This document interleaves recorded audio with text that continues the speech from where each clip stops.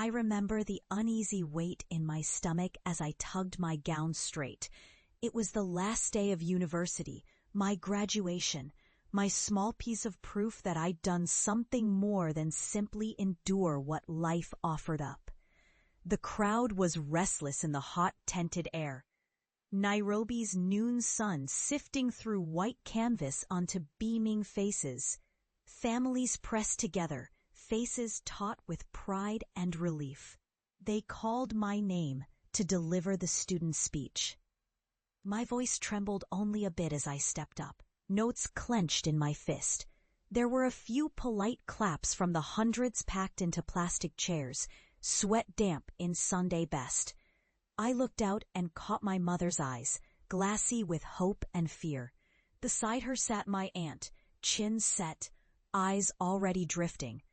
"I stand before you filled with gratitude," I began. The words were grander in my head than in their hearing, but I pressed on. "I know the path won't be easy. But I believe if we follow what burns inside us, we can change the world around us, story by story. I never planned to beg for applause. I just wanted them to see the fire I carried, a need to make films, real stories, our stories." A cough cut across the warm air. A man near the front, Uncle Gabriel, my father's older brother, laughed, shaking his head, loud enough for those near him to pause their fanning and glance back. "Hini Opuzi," he said. "Making movies? You think people eat stories here?" My cheeks burned, my tongue thickened.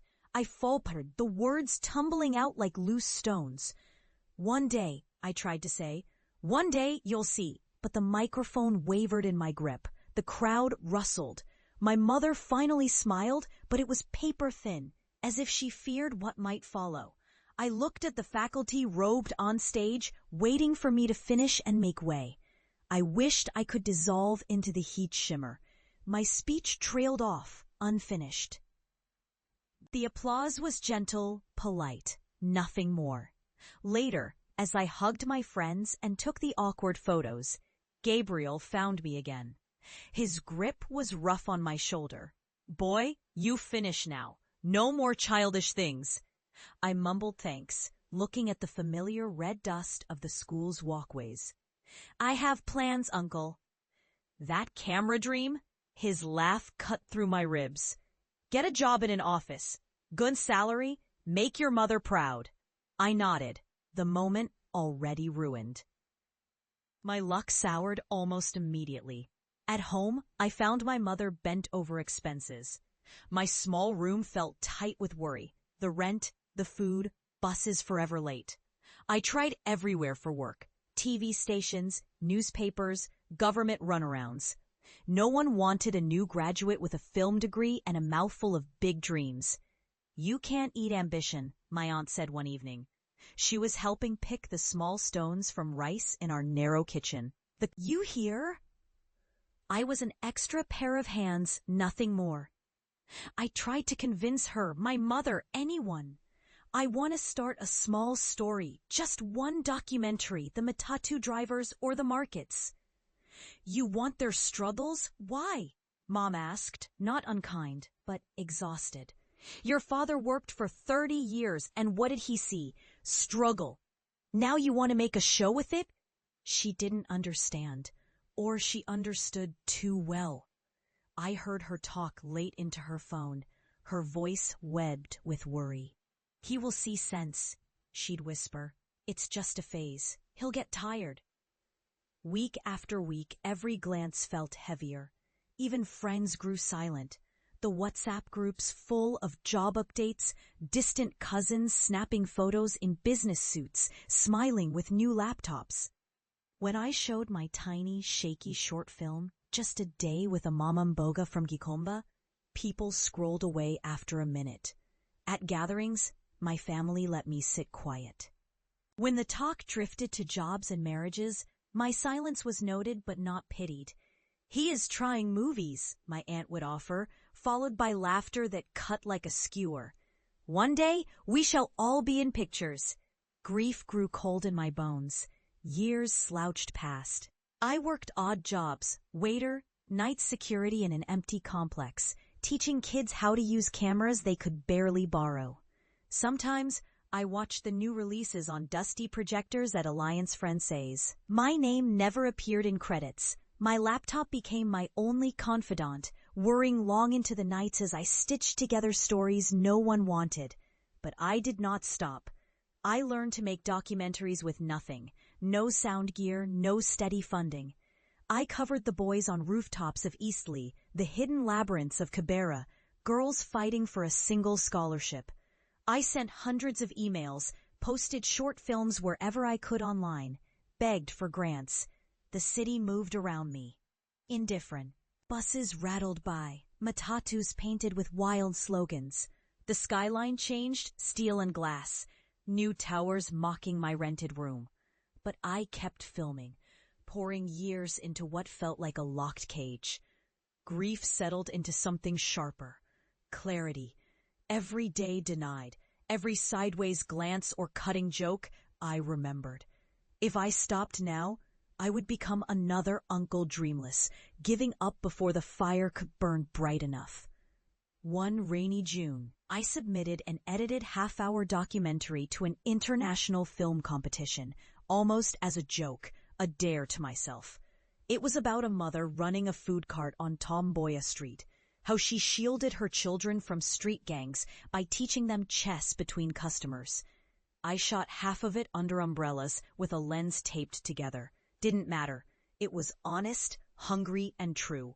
I forgot about it for months. Then an email arrived. I almost deleted it. Spam, I thought. But the subject line was short. Congratulations, finalist. I stared at the screen. My hands tingled. I'd been invited to Berlin, my airfare covered, to screen my film before hundreds of strangers. I hid the email for days. How could I tell anyone? How could I believe it myself?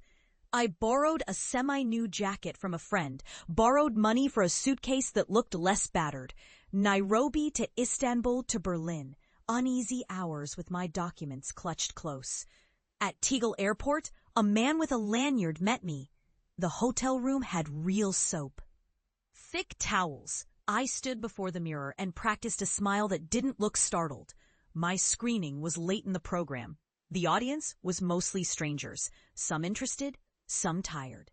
Yet when the lights brightened after my film, people queued at the doors to ask questions, to shake my hand. One older woman pressed a card into my palm, her accent delicate. "Your work," she said, "is alive with hope." An editor from a European broadcaster took me for coffee. By the week's end, I had a grant offer to make a film in any African city, my choice. I walked Berlin's streets, cold and bright, dazed. Under the lights of Alexanderplatz, I vowed, if I ever returned home, it would be with something firm, sharp, real, undeniable. Over the next 2 years, I worked as is haunted. I made 3 more films.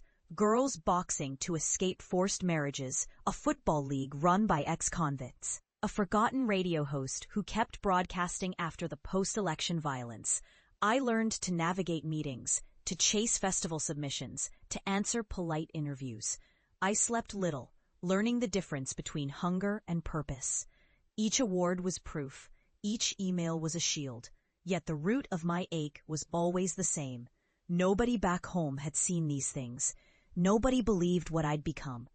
My mother's video calls were short, her eyes searching for signs of comfort in the angles of my face. Years passed differently abroad. My Swahili thickened with English, sometimes scrambled the way my father once teased the diaspora on television programs. I missed the taste of ugali fresh off the stove, the sound of church bells down the road every Saturday. One morning, after winning an award in Lagos, I found myself staring at a line of missed calls from home. My heart sank. I called back, desperate for nobody to answer, but my aunt did. Her voice was hesitant, not unkind. "We're planning a reunion," she said. "Just come for 1 weekend." 3 days later, I returned to Nairobi. The air was muggy with late rains, bougainvillea blooming wild along the roadside. My tact